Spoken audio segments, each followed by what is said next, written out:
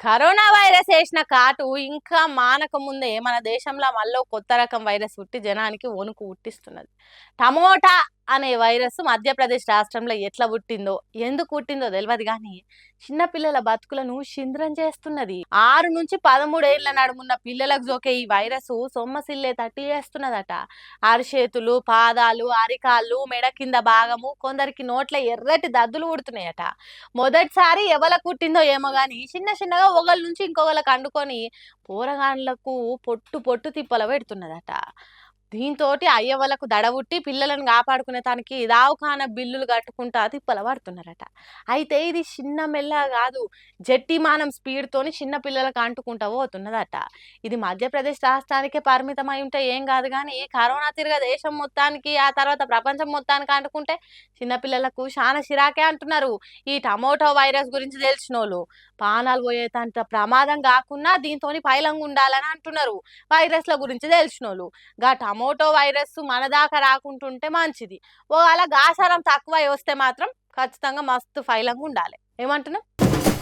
ఇంట్లో గెలిచి రచ్చ గెలవాలి అనే సామెత కుటుంబాలకు సాఫీగా సాగే సంసారాలకు సరిపోతుంది కానీ రాజకీయాలకు గట్ల కాదు. ఇంట్లో గెలుపు ఓటములు లేకుండానే రచ్చన గెలవాలే గాని కాంగ్రెస్ పార్టీల గట్ల ఉండదు. ఇటు ఇంట్లున్న కాంగ్రెస్ పార్టీ లీడర్లతో గెలవాలి, తర్వాత బయటోళ్ళతోని గెలవాలి. హాగో గదే పని చేస్తున్నట్టు కొడుతున్నది కాంగ్రెస్ పార్టీ లీడర్లు చేస్తున్న పని.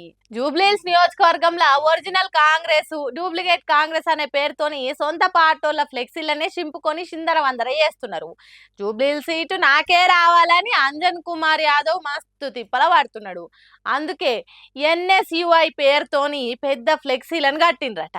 చల్, నేను ఇక్కడ లోకల్ కార్పొరేటర్ను, నా ఫోటో లేకుండా ఫ్లెక్సీలు ఎట్లా కడతారన్నట్టు సిఎన్ రెడ్డి అనే కార్పొరేటర్ ఫ్లెక్సీలను పొట్టు పొట్టు చేయించిండట.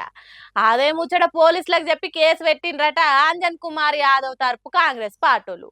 గుప్ప గుప్ప గంజాయి గుంజినోళ్ళు పీకల దాకా తాగిన 10 మందిని పంపి ఇట్లా చేయించిండు కార్పొరేటర్ సిఎన్ రెడ్డి అని కోపం చేస్తున్నారట అంజన్ కుమార్ యాదవ్ తరపు కాంగ్రెస్ పార్టీలు.